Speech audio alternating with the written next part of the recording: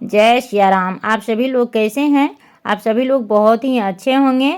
Comment section में जय सिया राम जरूर लिखिएगा और हमारे साथ अंत तक बने रहिएगा, क्योंकि मैं आज आप लोगों को बहुत सारी जानकारी देने वाली हूँ। विवाह पंचमी 2023 में कब है, जाने सही डेट, शुभ मुहूर्त, महत्व, पूजा विधि और कथा। सनातन धर्म में विवाह पंचमी का बड़ा महत्व है। इस दिन माता सीता और भगवान राम के विवाह के वर्षगांठ के रूप में मनाया जाता है। आइए जानते हैं विवाह पंचमी का शुभ मुहूर्त। विवाह पंचमी का मुहूर्त इस साल विवाह पंचमी की शुरुआत 16 दिसंबर को शाम 8 बजे से होगी और 17 दिसंबर को 5:33 पर समाप्त होगी। और ऐसे में इस साल उदय तिथि के अनुसार 17 दिसंबर को विवाह पंचमी मनाया जाएगा।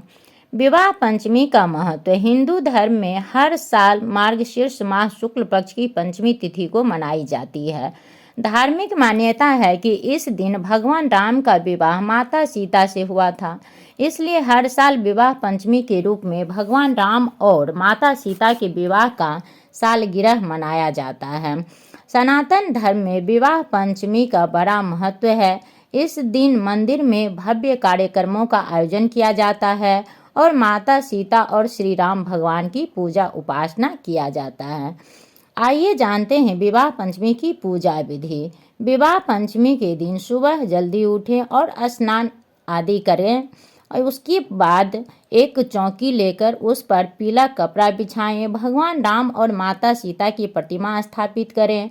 इसके बाद विधि विधान से पूजा करें, प्रसाद चढ़ाएं, उन्हें माला पहनाएं, आरती करें। कुमारी कन्याओं ओम जानकी वल्लभाय नमः मंत्र का जाप करें, फिर कथा सुने। ये करने से सुयोग्य वर्ग की प्राप्ति होती है।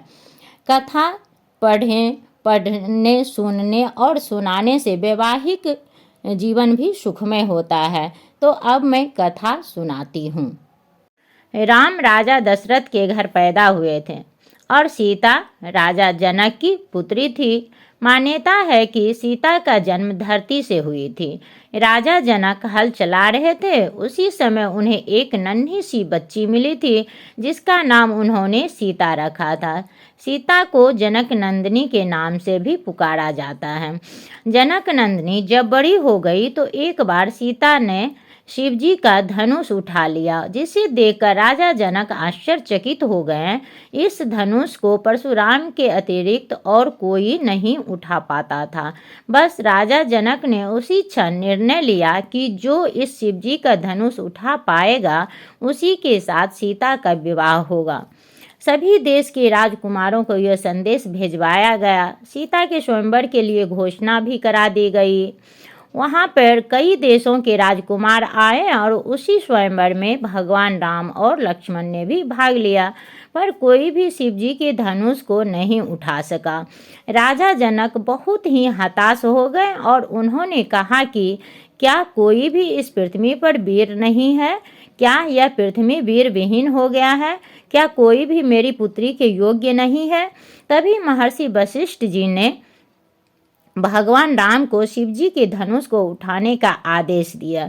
गुरु की आज्ञा का पालन करते हुए भगवान राम शिवजी के धनुष पे जैसे ही बाण चढ़ाने लगा वो धनुष टूट गया। इसी प्रकार से सीता जी का विवाह राम जी से हुआ। भारतीय समाज में राम और सीता को आदर्श दंपति यानी पति पत्नी का उदाहरण समझा जाता है। राम सीता का जीवन प्रेम, आदर्श, समर्पण और मूल्यों को प्रदर्शित करता है। और अंत में विवाह पंचमी के दिन क्या नहीं करना चाहिए।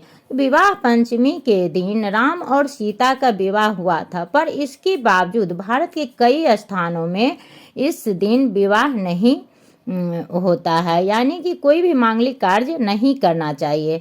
नेपाल और मिथिलांचल में भी इस दिन विवाह नहीं होता है। कुछ लोग राम सीता के विवाह को एक दुखद विवाह मानते हैं।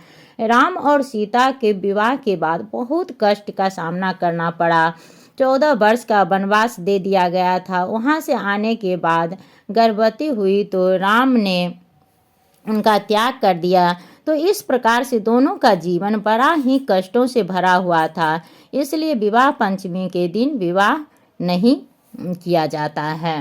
तो आप लोगों को ये जानकारी कैसी लगी, अच्छी लगी होगी तो लाइक, शेयर और सब्सक्राइब ज़रूर कीजिएगा।